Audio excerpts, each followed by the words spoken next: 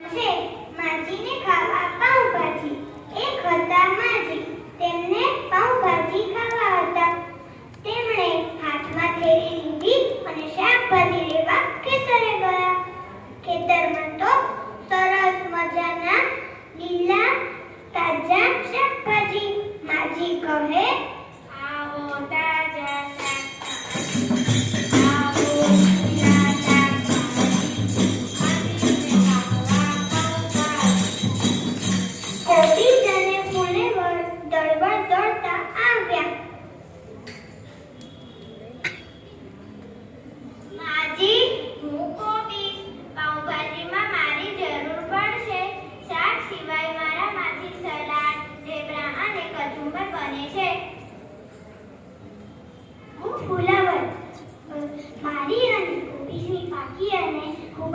જૂની બાઈ બની છે.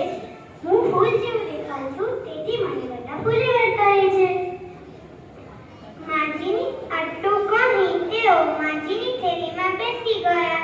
માજી કહે, આવો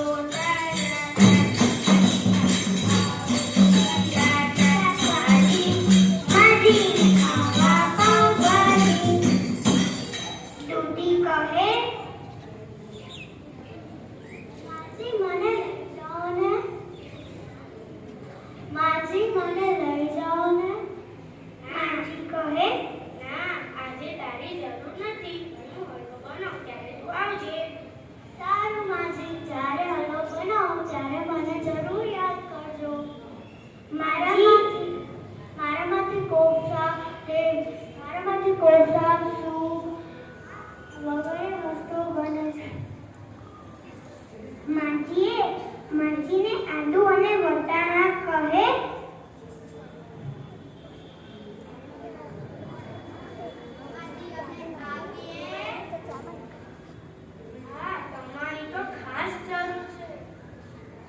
આદુ સ્વાસ્થ્ય માટે ખૂબ જ ફાયદાકાર છે.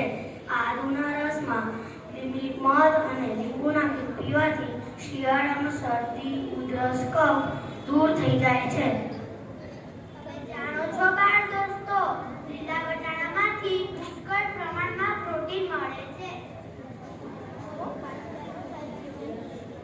જો માજીએ શું શું એમના થેલીમાં મૂક્યું? કયા કયા શાક?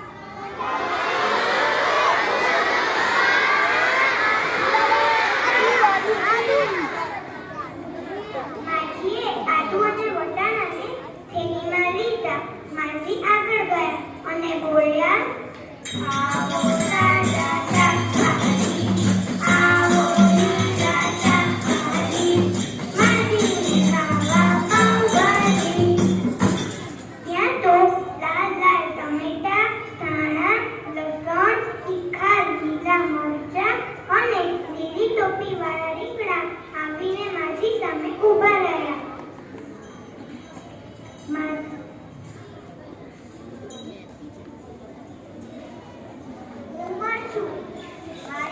મારી જરૂર દરેક શાકમાં અને દાળમાં થાય છે અને ચાઇનીઝ વસ્તુ બનાવવા માટે મારી ખાસ જરૂર પડે છે.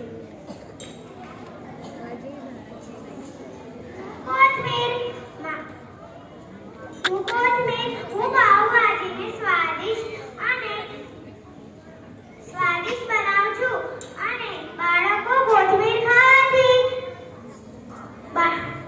આંખના ચશ્મા પણ ઉતરે છે, નંબર પણ ઉતરે છે. હું ટામેટું, મારાથી ટામેટાનો સૂપ અને કેચઅપ બને છે.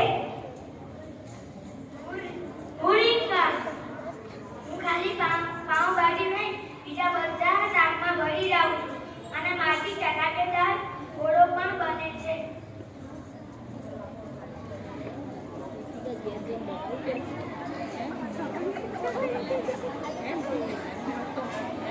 માજીએ આ બધાને થેલીમાં મૂકી દીધા અને માજી કહે,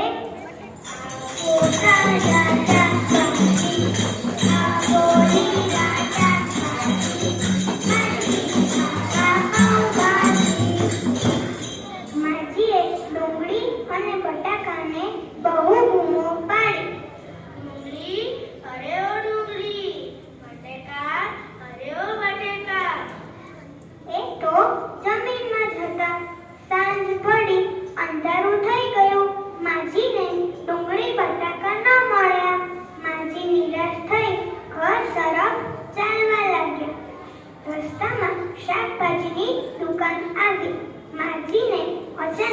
દુકાનમાંથી અવાજ સંભળાયો. માજી મને પણ લેતા જાવ. માજી મને ચપ્પુથી કાપશો નહીં હો. અમારી છાલ ઉતારી સીધા બાપજો. માજી મને પણ લેતા જાવ ને. હું ડુંગળી. મને ચપ્પુથી કાપશો નહીં હો.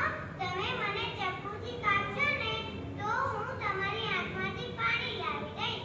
હું તમને રડાવ્યા વિના નહીં રહું. હા માજીએ ડુંગળી બટાકાનો અવાજ ઓળખી ગયા. માજી ખુશ થઈ ગયા. માજીએ ખૂબ વારથી તેમને હાથમાં લીધા. ત્યારે બટાકા બોલ્યા. માજી ખુશ થતા ઘરે ગયા. ઘરે પહોંચી માજીએ શાકભાજી ધોયા. હર્ષથી તેમણે પાઉંભાજી સાથે ભાજી બનાવી. માજીએ પડોશીને પણ ભાજી આપી અને હર્ષથી ખાધા પાઉંભાજી. માજીએ ખાધા પાઉંભાજી. પાઉંભાજી બનાવી